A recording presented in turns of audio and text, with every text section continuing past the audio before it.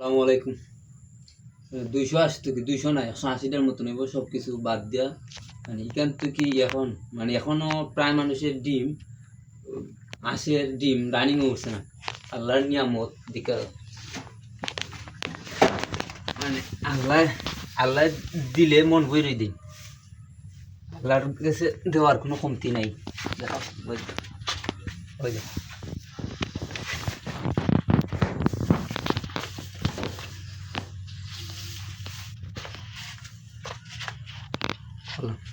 ওই ওই মানে ওই দেন জাস্ট শুরু করো বললাম।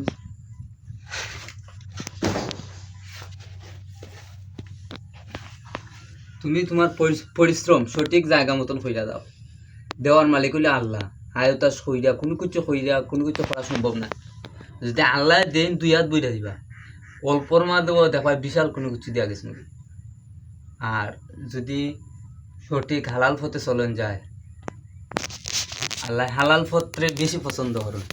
কারণ চিন্তা করে এখনো প্রায় মানুষের আঁশ ডিম উঠছে না, যারারও উঠছে নতুন আঁশ যারা ডিম উঠছে মানে অল্প পরিমাণে উঠছে।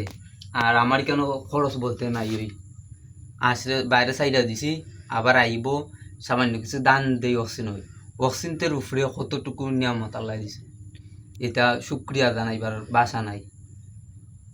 ধন্যবাদ সকলে। শুরু করো খালি।